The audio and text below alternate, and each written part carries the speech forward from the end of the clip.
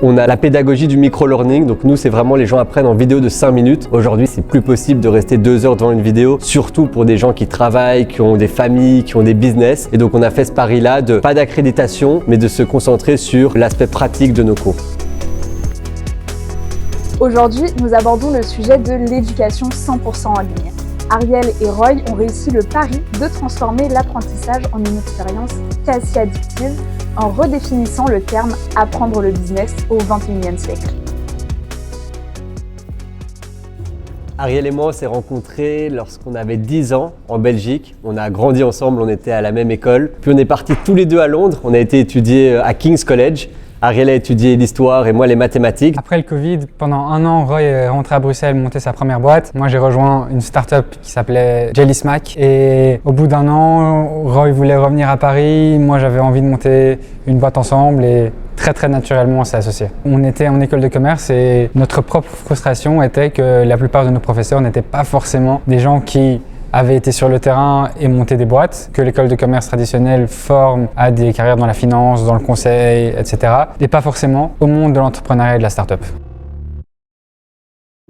Dès le tout début, on a fait le pari de faire du extrêmement premium. On a vu que ça a payé directement parce que c'est aussi ce qui nous a permis d'attirer les plus grands fondateurs du monde. Les plus grands fondateurs du monde, ils n'ont pas envie de faire une vidéo faite à la webcam ou à l'iPhone. Et donc nous, dès le début, on a fait ce pari-là d'investir énormément dans la production. On fait tout ça à Paris. On dit souvent on est dans le business du city trip parce qu'ils viennent tous, parfois ils ramènent leurs femmes, parfois ils ramènent leurs enfants. Et donc ça leur fait plaisir de venir à Paris, tourner. Il y a une dimension vidéo, il y a aussi une dimension communautaire qui est hyper importante. On a fait 59 événements l'année dernière, donc 12 événements en présentiel. Donc il y a une grosse partie événements en ligne. On va inviter des entrepreneurs, des fondateurs, des exécutifs, des auteurs à partager leur expertise, mais aussi rassembler la communauté en personne dans plus de 12 villes du monde entier.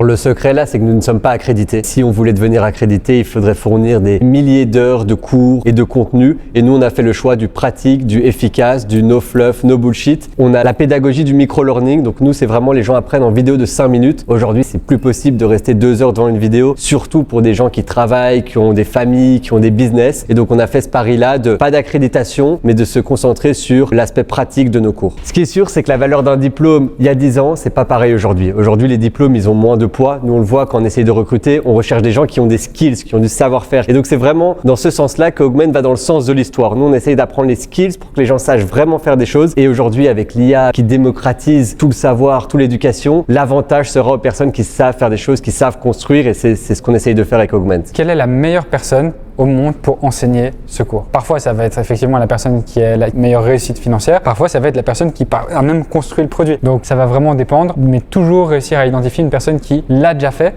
et va pouvoir aussi bien transmettre la dimension prof, charisme, enseignement est hyper importante.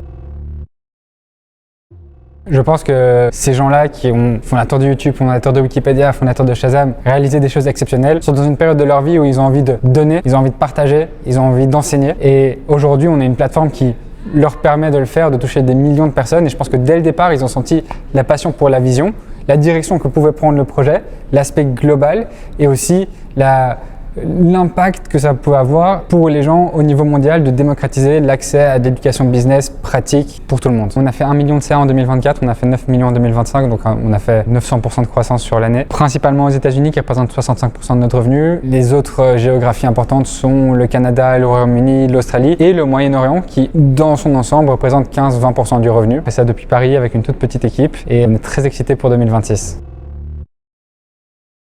C'est de créer l'école de commerce pour les 99% des gens qui ne vont pas en école de commerce.